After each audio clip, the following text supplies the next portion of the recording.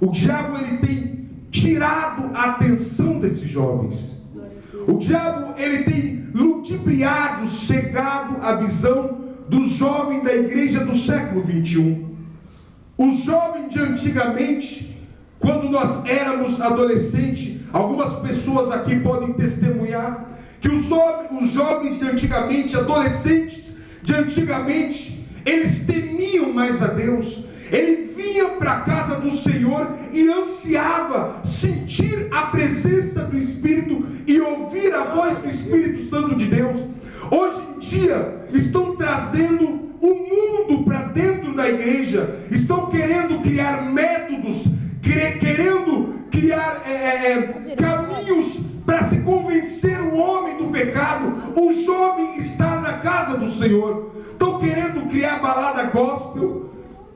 Quem faz, eu não critico, mas eu não concordo. Estão querendo trazer os métodos do mundo que atrai as pessoas, os jovens e os adolescentes do mundo, para dentro da casa do Senhor.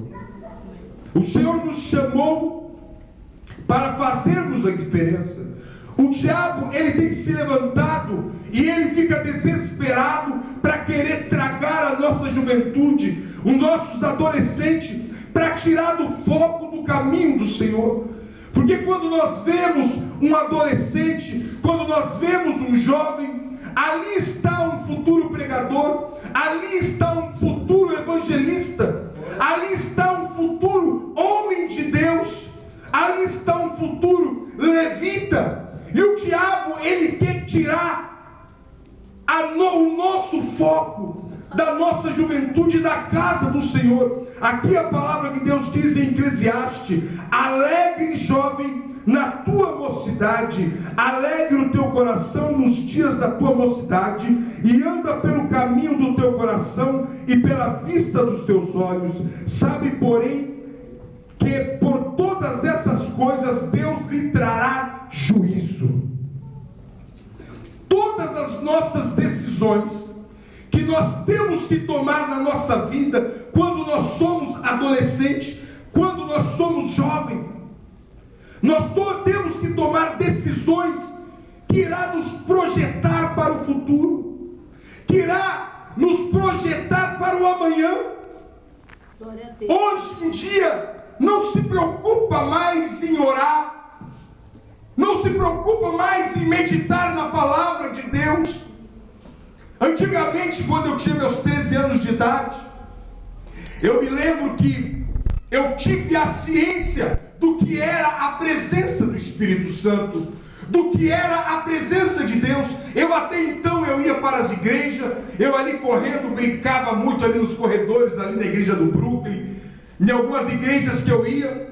Praticamente eu nasci num berço evangélico, mas eu tive um encontro e a ciência de quem era a pessoa do Espírito Santo e a pessoa de Deus com 13 anos de idade. Que eu sentei ali naquela igreja ali, numa Assembleia de Deus ali no Grajaú, que eu me assentei e vi aquela mocidade adorando a Deus, glorificando o nome do Senhor Jesus Cristo. E eu senti algo de diferente dentro de mim. E esse algo de diferente é a presença do Espírito Santo, que faz a diferença na minha e na tua vida. O homem sem a presença do Espírito Santo, ele fica racional, seco, ele fica na razão, tudo é carne, tudo é meninice. E o Espírito Santo de Deus está sendo extinguido da casa do Senhor. Hoje a gente não vê um adolescente, um jovem orando em línguas estranhas. Hoje a gente não vê um jovem pegando a palavra de Deus e meditando, porque tudo é Facebook, tudo é WhatsApp, tudo é internet, tudo é amizade na escola. Os jovens, os adolescentes da casa do Senhor, ao invés de influenciar aqueles que estão lá fora, eles são influenciados. Eles são influenciados. Mas Deus te chamou.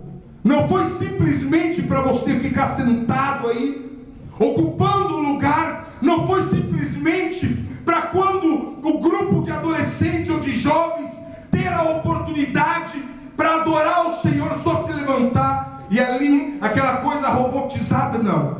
Deus te chamou para você ir além. Deus te chamou para você fazer a diferença. E naquele culto eu senti algo de diferente.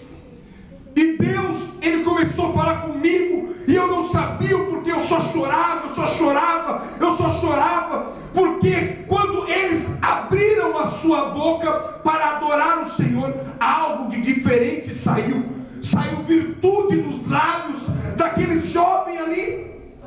E eu me lembro que tudo que tinha naquela época, vigília, culto com jovem, culto setorial, eu queria estar presente. Teve uma vez, um dia que eu não pude estar no culto setorial. Eu me lembro que isso foi num sábado. Quando chegou no domingo, meu primo, ele chegou lá em casa de manhãzinha, falou assim: Júnior, algo de diferente aconteceu ali naquele culto. Eu falei: o que foi? Eu fui batizado com o Espírito Santo. Irmãos, os meus olhos brilharam. Eu fiquei completamente triste. Eu falei: Senhor, eu perdi isso. Eu não posso perder isso. Eu quero ser batizado. Eu quero ser cheio. Aleluia. E quando foi mais ou menos na quarta-feira, Deus me deu uma visão. Eu sentado na mocidade, um pastor pregador, Carlos Madeira, eu não sei se algum dos irmãos o conhece, e ele trouxe, e no sonho ele estava trazendo a palavra de Deus, e ele chamava algumas pessoas para ir lá na frente, para ser batizado com o Espírito Santo. E nessa visão eu fui batizado. Quando foi no domingo, eu não sabia que ele foi convidado para trazer a palavra. Ele trouxe a mensagem, chamou os jovens para ir lá na frente. Quando eu coloquei o pé lá na frente, eu fui selado pelo Espírito Santo de Deus. Foi a coisa melhor que aconteceu na minha vida. Foi um acontecimento. Foi ali uma experiência única. E hoje a gente não vê isso. Hoje a gente não vê esse amor ardente pela presença do Espírito Santo. Nós não vemos mais os nossos jovens, os nossos adolescentes se preocupados em não pecar contra Deus, não pecar contra o Espírito Santo. Hoje em dia, se a gente chega numa escola, num pátio, e a gente vai ver ali muitos jovens conversando, adolescentes, vai ser difícil distinguir dentre eles ali quem é cristão e quem não é. Porque a igreja está parecendo com o mundo, está com a cara, com a fisionomia do mundo. Mas eu não estou pregando veste, eu não estou pregando um boné, eu não estou pregando uma unha, não estou pregando, porque isso não salva ninguém. Eu estou pregando um quebrantamento lá dentro das nossas vidas. Eu estou pregando uma diferença. A Bíblia fala que um jovem chamado José, filho de Jacó, o seu filho mais novo, a palavra de Deus diz que ele estava no campo apacentando as ovelhas e a cabra do seu pai. Ele estava sempre a trabalho, ele estava sempre trabalhando, ele estava sempre ocupado a serviço. Nós temos que se ocupar na casa do Senhor, naquilo que a casa do Senhor nos proporciona. Nós temos que deixar a nossa vida para Deus projetar. Nós se preocupamos tanto em que faculdade nós iremos fazer, em que carro que eu vou comprar, mas nós não se preocupamos em deixar Deus conduzir a nossa vida.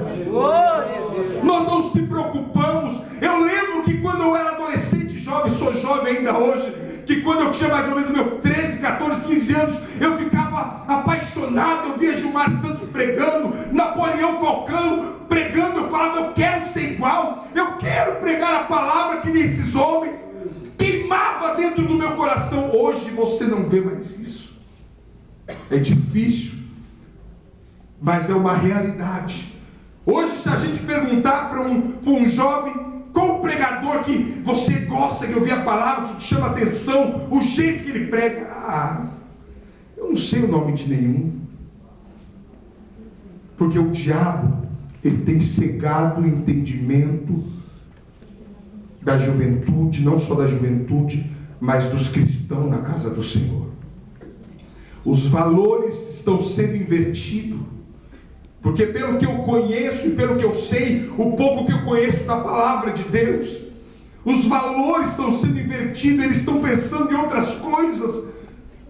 E quando a palavra de Deus manda a gente se preocupar com as coisas do Senhor, com as vidas, porque o Evangelho é amor, o Evangelho é perdão.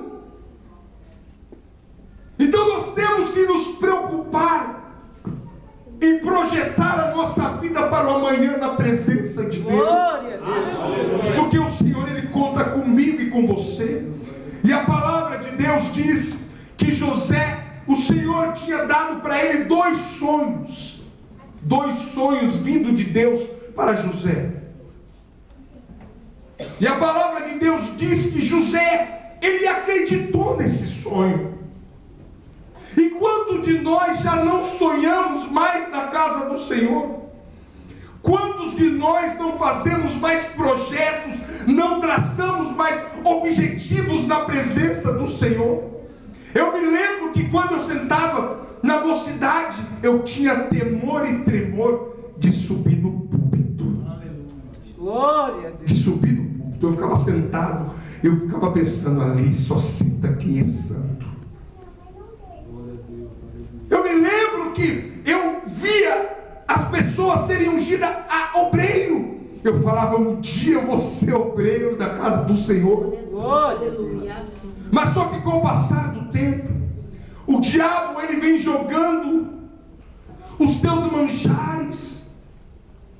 Com o passar do tempo, o diabo vai jogando os prazeres do mundo, e a gente vai cegando o nosso entendimento. E quando a gente olha para os manjares do mundo, para os pratos, a gente não consegue, a gente fica hipnotizado, a gente não consegue olhar para o Senhor, porque o mundo aí nos abafa, o mundo nos sufoca, porque o pecado, a Bíblia fala que o amor de muitos se esfriaria nos últimos tempos, por se aumentar a iniquidade. O pecado é tão terrível, é tanto escândalo, que tem matado as pessoas, tem matado os nossos jovens. Eu sou pai de um pré-adolescente, e o que eu mais me preocupo é em ministrar ele da palavra de Deus. João Vitor, vem aqui. A palavra de Deus diz assim, assim, assim. Ele erra, eu falo, João Vitor, vem aqui. Em Efésios diz assim, que você não obedeceu o pai e a mãe, você não vai viver muito. Nós temos que falar a verdade para os nossos filhos. Glória a Deus. Nós temos que ministrar a verdade. Glória a Deus. Nós temos que profetizar na vida dos jovens, dos adolescentes. Quando meu filho está dormindo, eu chego lá, eu repreendo todo mal, todo devorador, toda enfermidade, eu repreendo todo laço do mal, todo plano arquitetado que o diabo está fazendo para a vida do meu filho amanhã, eu paraliso agora em nome de Jesus Cristo, porque nós temos poder sobre as nossas mãos, nós temos poder sobre as nossas palavras. Aleluia. E nós temos que ensinar, nós temos que caminhar para o foco que é Jesus Cristo. E a palavra de Deus diz que José, mesmo ele sendo caluniado, mesmo sendo traído pelos seus irmãos, mesmo sendo jogado ali em um poço, mesmo sendo ali vendido para o Egito, ele foi fiel a Deus. Aleluia. Ele passou por todas as circunstâncias da vida dele. Ele passou por vários períodos. Lá no começo, quando ele era jovem, Deus deu 2 sonhos para ele, e que ele acreditou, e que ele sabia que ele não iria chegar em nenhum lugar se ele não fosse obediente à palavra de Deus. Glória a Deus. Se ele não fosse temente a Deus. Os banquetes vieram para José, as oportunidades vieram para José.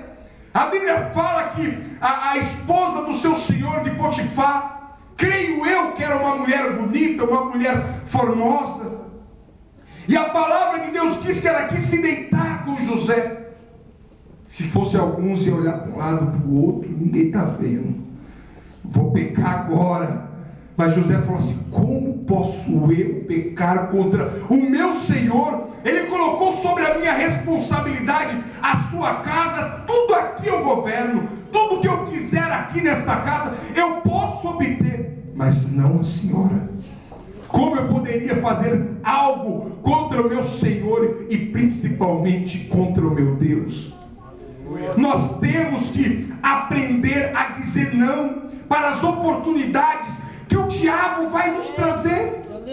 Nós temos que aprender a dizer não, porque o manjar, porque as oportunidades, os prazeres da carne. Eu ouvi um dia um pastor falando: quem diz que no mundo não tem nada a oferecer é mentiroso, porque os prazeres da carne são bons, mas só que o final é morte.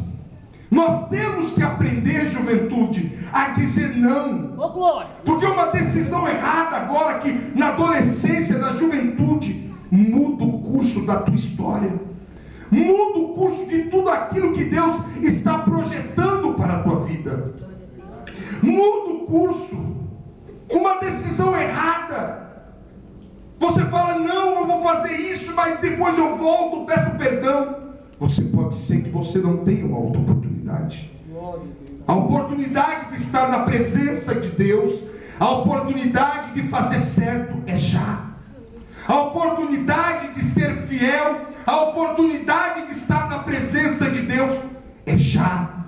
O dia de amanhã é ilusório. O dia de amanhã não pertence nem a mim nem a você. Por isso que nós temos que todos os dias estar com nossos pés no chão e sermos obedientes a Deus, porque o mundo não tem nada a oferecer. O mundo não tem nada para oferecer. Se nós formos fazer um levantamento e ir em vários cemitérios aqui do estado de São Paulo, 80% dos sepultamentos são de jovens.